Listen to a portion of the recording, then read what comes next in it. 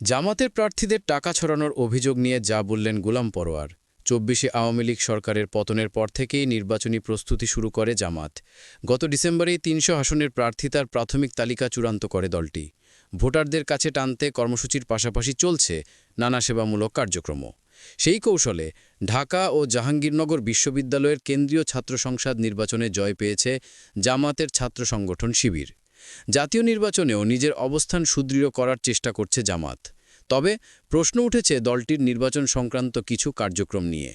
ভোটারদের প্রলুব্ধ করতে জামাতের সম্ভাব্য প্রার্থীদের কারো কারো বিরুদ্ধে টাকা ছড়ানোর অভিযোগ উঠেছে, কিন্তু অভিযোগের কোনো ভিত্তি নেই বলে দাবি জামায়াতের সেক্রেটারি জেনারেল মিয়া গোলাম পরোয়ারের। তিনি বলেছেন, একটাও প্রমাণ নেই, টাকা ছড়াবে কেন? এগুলো হচ্ছে যে অহেতুক কথাবার্তা। যেমন ওনারা বলেন যে ১৬টা ভিসি জামায়াত ইসলামের, তো কে কে নাম তালিকা ঘোষণা করুক। আমরা তো বলেছি যে ঠিক আছে, যদি যুক্তির জন্য ধরে নিলাম সত্যিই হয়তো ১৬টা, আর বাকি ভিসিরা কাদের?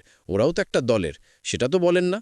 যদিও অনিয়মের অভিযোগে এরই মধ্যে সরিয়ে দেওয়া হয়েছে চট্টগ্রাম মহানগর আমির শাহজাহান চৌধুরী সহ কয়েকজন নেতাকে। এ নিয়ে মিয়া গোলাম পরোয়ারের ভাষ্য, সাংগঠনিক প্রয়োজনে কিছু জায়গায় নেতৃত্বে পরিবর্তন এসেছে, অনিয়মের কারণে নয়। জামাতের সেক্রেটারি জেনারেল বললেন, গণমাধ্যমে যেসব বিষয় এসেছে এগুলো কোনো কারণ নয়। আমাদের সাংগঠনিক প্রয়োজনে, কেন্দ্রের দায়িত্ব পালনের প্রয়োজনে আমরা ওখানে নতুন ভারপ্রাপ্ত আমির নির্বাচন করেছি। আর বড় কথা হলো যে মানুষ তো ত্রুটি বিচ্যুতির ঊর্ধ্বে কেউ না। জামাতের এই কেন্দ্রীয় নেতা বলছেন, শৃঙ্খলা পরিপন্থী কোনো কাজে কেউ জড়িত হলে ছাড় দেয় না জামাত। যখনই জানতে পারেন তখন সাংগঠনিক ব্যবস্থা নেন।